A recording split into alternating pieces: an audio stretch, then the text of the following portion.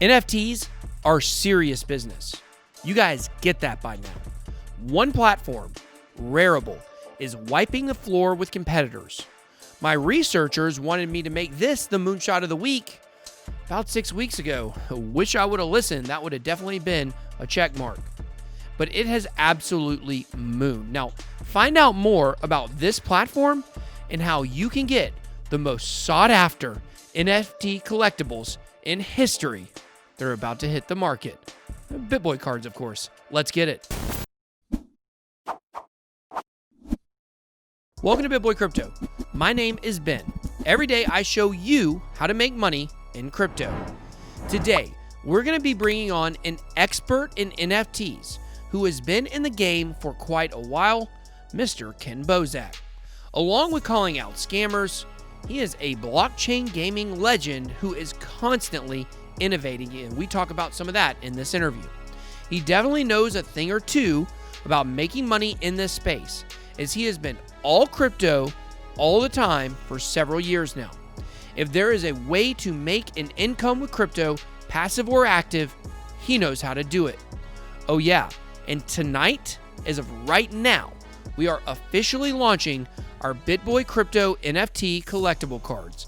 Get your first glimpse of all the cards tonight as I show you exactly what they look like and how to buy them.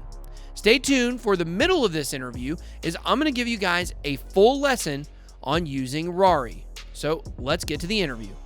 Yo, look, it's Sean the f***ing scammer.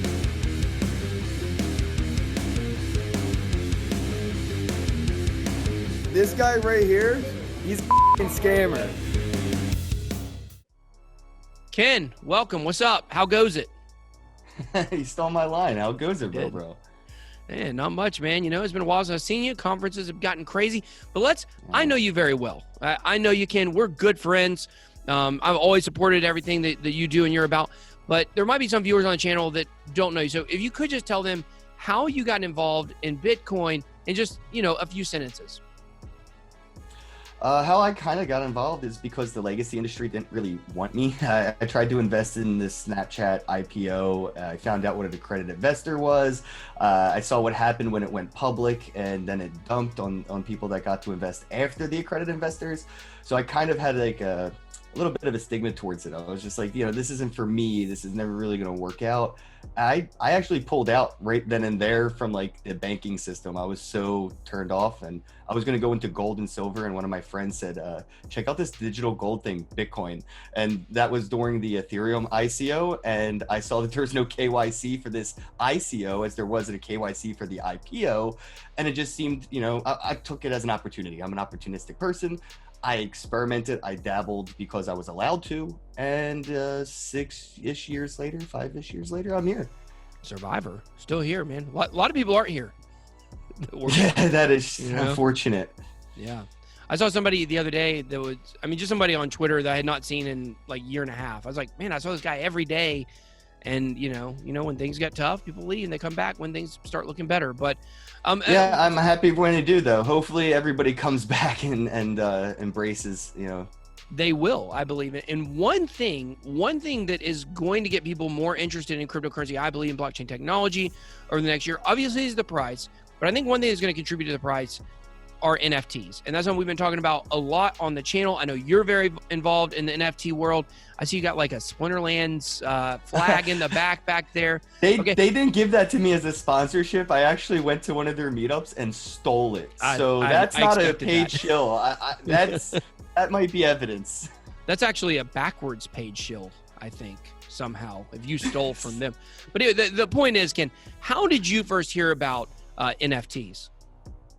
The Crypto Kitties launch. I think that's how most people. I know there's the Crypto Punks. They get a lot of credit too, but the Crypto Kitties community is really what caught my attention when I saw the possibilities of non-fungible tokens and the ability to, breed or combine attributes from different non-fungibles to create a new unique non-fungible.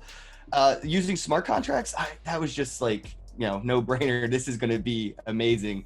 And it was just like, I saw it sort of like Pong when CryptoKitties came out. I was like, oh, this is like, day one Atari level gaming stuff, What's going to happen next though? And that's where I see like, you know, CryptoKitties being Pong, and what's happening now sort of like what's, you know, the Xbox or Sony PlayStation type of gaming on blockchain. Yeah, it's really exciting to see, you know, how much things have progressed in just a few years. I mean, I remember when CryptoKitties came out, there were some people, you know, on Twitter, if you guys are, you know Yeezy, or I don't know what he goes by now, and Randy Marsh, Crypto Randy Marsh on Twitter, you know, they tried to put out something that was kind of similar, like kind of some collectible cards. I think it was called Crypto All-Stars or something. There were a lot of copycats trying to be like CryptoKitties at the time, but it was too early. But now things are really, really, really popping. And the question that everybody wants to know, I mean, Ken, let's be honest. Everybody wants to know one specific question when it comes to NFTs. How can they make money with them? Yeah, I think that's where, you know, it started with, right? I mean, that's why everybody copied things that were successful like CryptoKitties, because CryptoKitties was so profitable, and they wanted to copy that. I think it's providing utility, honestly. I mean, collectibles, because of the sake of scarcity, like art and stuff, that's cool. The utility is art factor, but I think utility outside of scarcity and outside of it just being art, where it's like a playable card game, or an asset in a game itself, like, you know, a car for a video game or something. I think that is, if you really want to get into NFTs and make something out of it, build something that's going to provide utility while utilizing NFT technology, or invest in NFT technology that's utilized in blockchain platform gaming, where, you know, there's some reason somebody really wants it outside of, oh, there's only 5 of these and they look really pretty. Somebody might just take a screenshot of it if they can't afford it, right? Yeah. But if you can utilize it in a blockchain game, it's not like you can take a screenshot and just throw it into Fortnite. You know, it's not going to be accepted. Yeah. Well, I can tell you, you know, and I've said this on the channel several times, for me, the thing that really hammers home, I think if you're not a parent of someone that plays video games, you might, or you're super involved in video games yourself, you don't understand the way the new generation looks at things. My kids would rather have me buy them V-Bucks on Fortnite so they can buy skins of whatever the latest season on Fortnite is. You know, they're doing X-Men right now, so they wanted me to help them buy Wolverine or whatever it is. My kids would rather have that than anything physical. Right. Same here nowadays. Yeah. I mean, a lot of the things that I like to collect are digital, whether it be a movie or an album that I'm downloading, you know, or something like that. It's most of the stuff I own is now digital. A lot of the stuff, you know, most of the stuff I physically own will fit into 2 boxes and I can take it on the go. But if I had my physical versions of all my digitalables, it would probably look like I'm hoarding. Yeah. So good thing they're tokenized. So you guys heard that. Ken is very similar to my children. So I am basically his daddy. Bit daddy. Bit daddy. Yeah. So, yeah, I definitely see a big future. Now, here's a question I wanted to ask you in regards to, we're going to take a look in just a few minutes at the RARI platform and something really excited I've got that's launching. I want to get your opinion. You're going to be the first person outside of my team who has seen these. First person. So, I want to get your opinion on some NFTs we're putting out here on the channel. We're real excited about, because I mean, a lot of people know BitBoy started out as a comic book character. You know, that's what BitBoy is. So it lines up so well. This is so perfect for the channel. Okay. But my question to you before we get there is, now it seems like everybody wants to put out their own NFTs. You know what I'm saying? I mean, RARI is a platform that it allows anybody. I mean, you know, there are, you know, some girls who are putting selfies out and stuff like that. That were getting sold. There were some people that were putting out selfies of girls that they didn't even own on Twitter, or on RARI as well, from, you know, Ash Toshi on Twitter. I know she had some comments about that. But do you kind of, even though everything is based on rarity and scarcity, can you see the NFT market getting oversaturated due to people like wanting to make money and things? I even think the oversaturation is a benefit. Counterfeiting is probably going to be a positive side effect, or a positive in general. Say you know, I create these NFTs, they're scarce, people buy them, there's no real engagement after somebody buys it, they don't want to resell it, so there's nothing on the market for anybody that's interested to purchase due to the scarcity. I think that will incentivize counterfeiting, where you'll see people take a screenshot and do what, you know, we've seen done with a lot of people's photos, where they don't own it, but they're tokenizing it anyway. Yeah. If you see somebody selling photos of you on the blockchain and it's not you, wouldn't that motivate you to then say, hey, well, if I did this myself, obviously Yeah. there's a market for it. So I think that's another benefit that would come from counterfeiting. And we see this in the legacy industries. You know, more fake Gucci bags are bought every day than real Gucci bags. You know, the knockoff market for like Louis Vuitton makes more money in a daily basis than the actual brand Louis Vuitton. Well, And they don't mind it. When I was in middle school, you know, we had Folkleys. Yeah. Then we buy them at the flea market for $10, you know.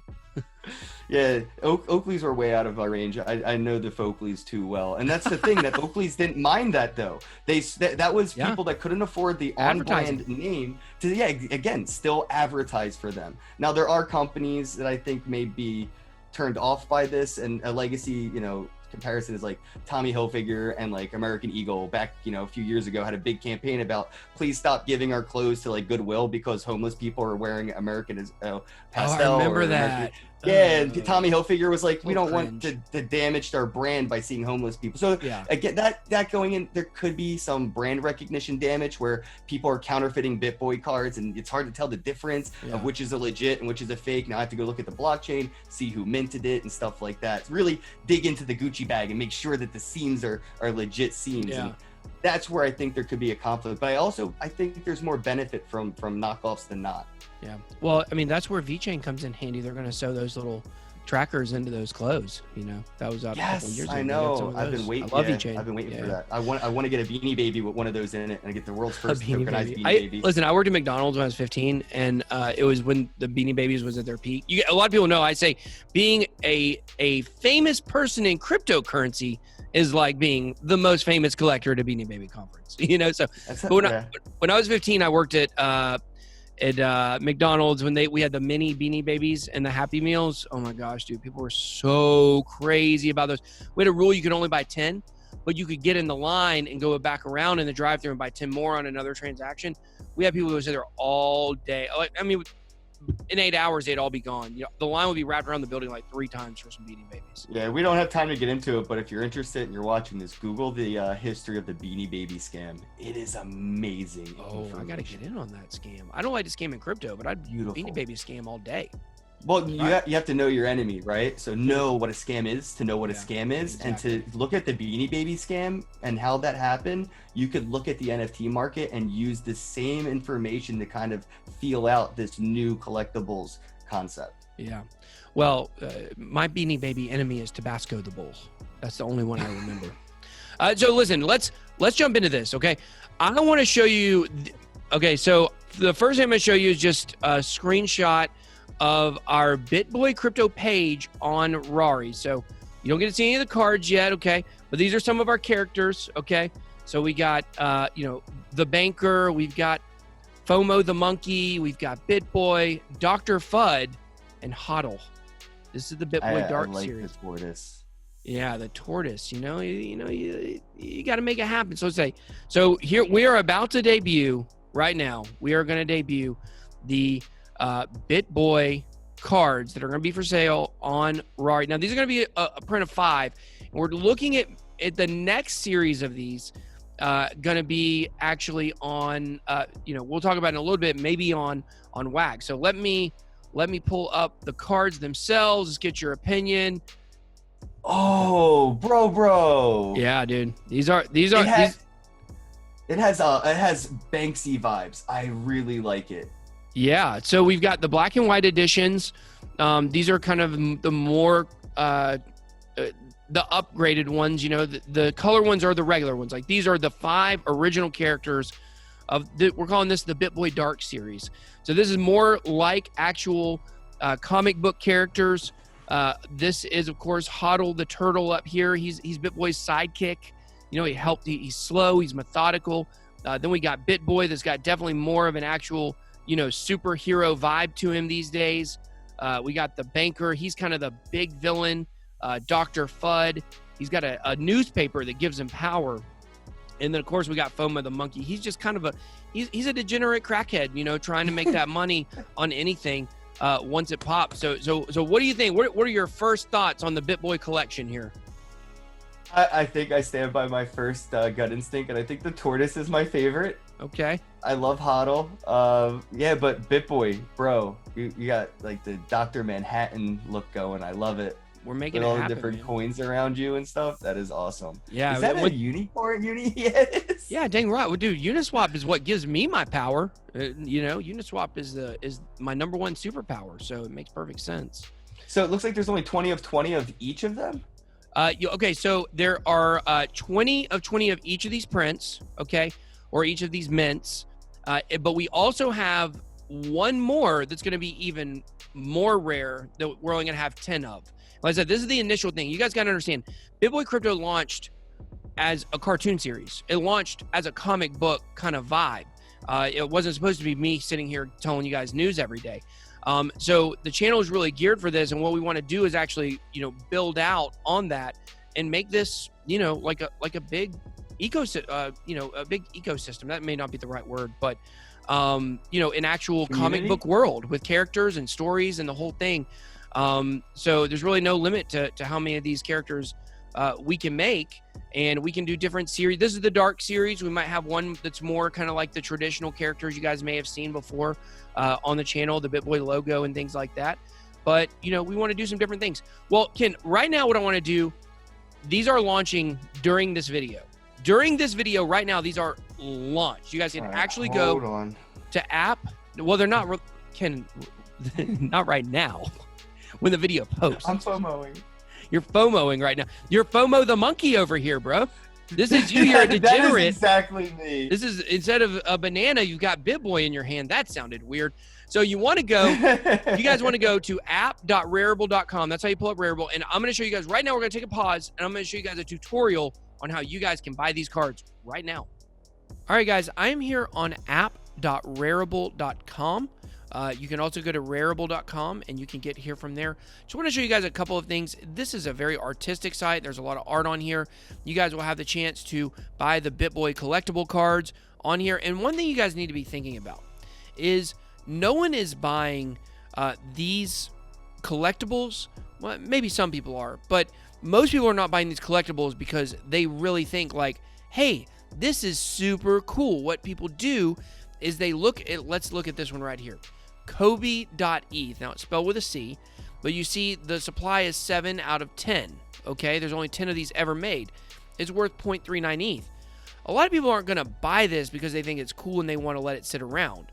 They're doing that because, hey, there's only 10 of these and I've got one of them, and the value of this at 0.39 ETH, I'm hoping the value is going to go up, but the actual, not the intrinsic value of the Ethereum, but the actual value of the card will go up so they can sell it on a marketplace and make a profit. So when you guys see the BitBoy cards are going to be coming in at 1 ETH and 1.5 ETH, you may look at that and say, like, I would never pay that much money for a card or whatever you might say, but you got to look at it in terms of the scarcity of those cards and the platform that I have. And in the future, hopefully those are going to be worth a lot more money down the road. So when you look at the platform, you of course see the Explore, and you guys can see all of the different cards here. You can see there's some weird stuff on here. Hopefully we won't get down that far. There's some weird stuff on here, but there's some cool stuff on here. Like, look, we got a Lambo. We've got Satan. I mean, everybody loves Satan. It's kind of a joke. But I like this one, Jurassic HODL. This one's pretty cool. So that's what you do. You click through these, and when you find one you want to buy, you click on it. It shows you the owner, the creator, and look, full version. That's pretty cool. I like that. I'm a big Kobe fan. You click buy down here. You have to connect your wallet, obviously. So you'd hit connect wallet.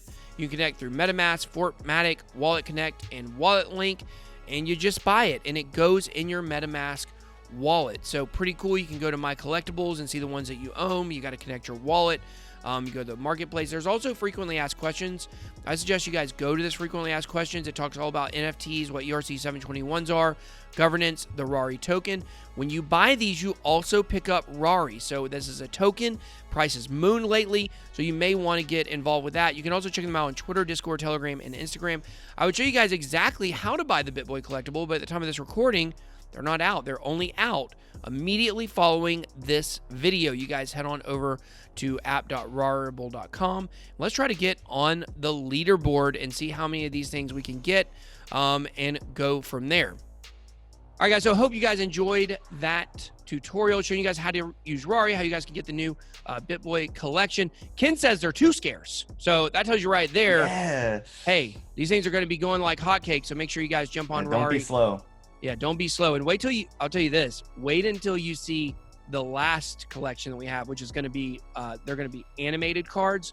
They are like the holographics. Oh yeah, they're so sick. But we don't want to release them yet. We want to let this get some traction, and things like that. But yeah, you actually are a big fan of wax. So tell us a little bit about wax, because that's something we're actually considering. Is after we do this first run on Rari, is maybe actually trying to work with Topps or work with wax to try to actually get a real BitBoy series where people can buy packs and things. So what do you see of the advantages of wax compared to something like Rari?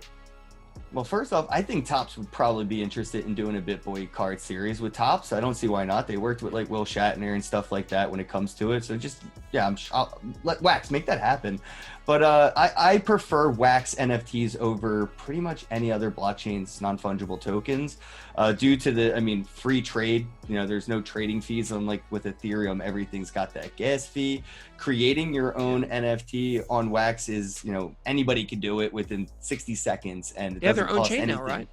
Yeah, their own chain. So yeah, what they're doing is really cool because they kind of used Ethereum to raise funds, do what they did with their ICO, then build their own blockchain to do specific niche, which was NFTs and gaming, which Ethereum does a lot of things, but Wax has a niche in NFTs. That's what they're coming from OP Skins, which is a legacy in-game content, asset trading platform before blockchain. Yeah, right. They don't see a reason to keep it up because that's the past. That's keeping Blockbuster running while you're Netflix now. So what Wax is doing is really cool because I saw the Bad Crypto podcast. They just released an NFT to where anybody buys this NFT, they do airdrops every month. And I bought one of their NFTs and then I tokenized that NFT and made a membership. So I basically have their airdrop and then I created a way for multiple people to get involved in this one airdrop by making a shared asset basically. So I took this one membership, made 20 shares of it. 20 people can get a 5% cut of what's possible from this lottery, all because of tokenomics. And Wax blockchain makes it possible. I partnered with Chibi Fighters Global or Chibi Global to do this, but it's just the ability to do things with airdropping and give. Imagine how much money it would cost to do an airdrop with Ethereum, ERC, NFTs. Jeez, what? So much. Yeah, it costs $70 to buy a $3 skin, in an Ethereum blockchain game right now. So a lot of the things I'm looking at and the difference I see between Rarible and Wax is sort of like a art gallery or a museum and like a gift store. Wax is the gift shop where you're going to get the knickknacks and the things, but you're going to go to Rarible for the prestige art, for the scarce things. And I think that's where it really sets the difference, especially with the cost of production on Ethereum.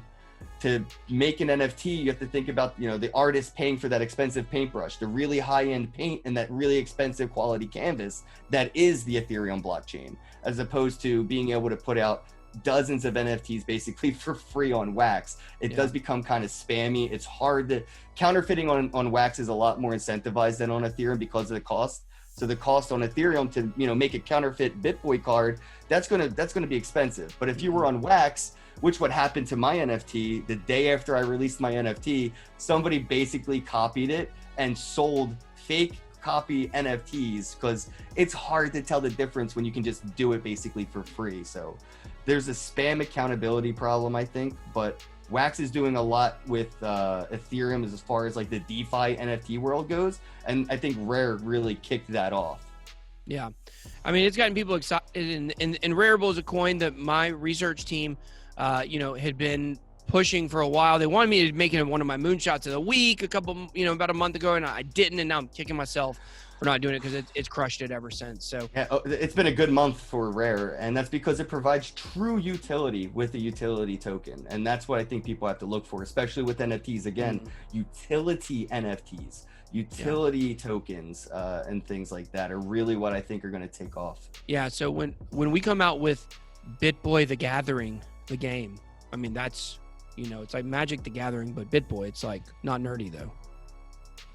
Oh, you lost me at not nerdy. All right, Kenn. Well, thank you so much for joining us today. Obviously, you're one of my favorite people. Definitely appreciate you coming on the show. Just real quick, tell everybody where they can find you at. Kenneth Bosak on Twitter, and my swag is at kennbosak.com if you want to pick up some crypto swag. I have a Discord you can find somewhere on Twitter and stuff. And yeah, I try to be everywhere. Just hit me up and just check out Wax and my NFTs. Buy my NFTs. Awesome. All right, guys, we will talk to you later. Killer interview with one of the most committed guys in crypto.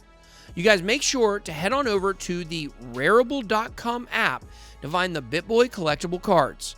They launched at the moment this video was released. The cost is 1 ETH for the original versions and 1.5 ETH for the black and white ones. There's only 20 of each available, so you're going to want to make sure, head over there, scoop some cards, and then hopefully they'll moon and you can make that money because, you know, rarity. You feel me? That's all I got. Be blessed. BitBoy out.